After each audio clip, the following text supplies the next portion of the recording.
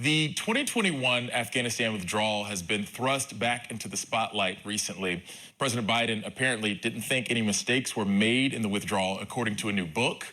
A Gold Star parent of a Marine killed in the withdrawal was arrested at Biden's State of the Union address. And tomorrow we'll get to hear from Generals Mark Milley and Kenneth McKenzie. What exactly can we expect from their testimonies tomorrow?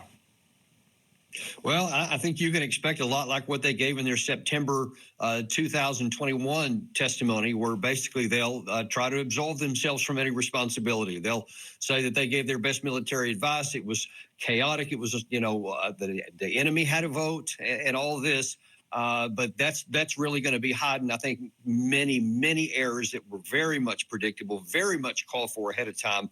And it's not just how the actual withdrawal was handled by the administration, though there's a lot to take issue with there. But this is really the bigger issue that people need to understand. This was 20 years in the making. This was not just something that happened starting in August of 2021. This was 20 years of failed policies where administration after administration and senior military leader after senior military leader refused to acknowledge the ground truth reality and continued to operate on this fiction that things were getting better when they never were. Interesting. Yeah. So, as you said, 20 years in the making, a lot of people who could be held accountable. Are there still unanswered questions when it comes to the withdrawal, or is this all about accountability? Well, I think it's about accountability. I mean, it's pretty clear what happened and the way that things went down. There's been lots written on this. I was outspoken for years from 2009 onward after 2 combat deployments there, telling anyone who would listen why things were falling apart and what we needed to do if we wanted to try to have a chance at long-term stability, none of which were done. But the bottom line is, and you can't get away from this, is that in February of 2020, there was a deal made to have the U.S. troops withdraw by a certain date, May 31st, I believe it was, in 2021. And the Pentagon did nothing to prepare for that date, even though the U.S. had dedicated to it.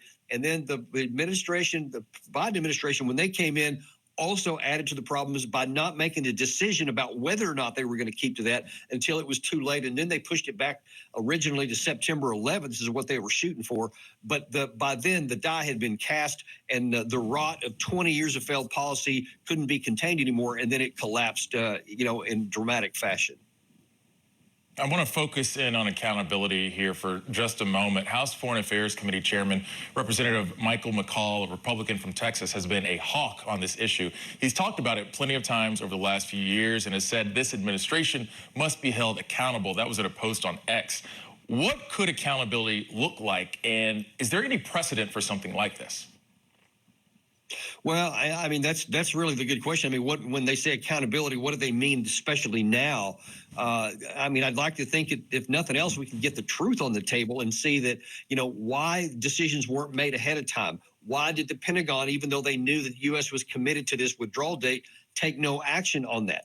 In fact, we know that because of that September 2021 testimony where the chairman, then Chairman Milley, said that, hey, I thought we should have stayed. I thought we should have kept 2,500 troops there, even though the plan and the government was committed to getting out on this other date. Why didn't he take action? It's normal military procedure to do contingency planning and to resource the plan, and then you can execute or not execute. But instead, virtually nothing was done. And the thing he said there was that the collapse shocked everyone. He said, we have to admit that. And I'm like, you can't be shocked at that if you'd paid any attention at all.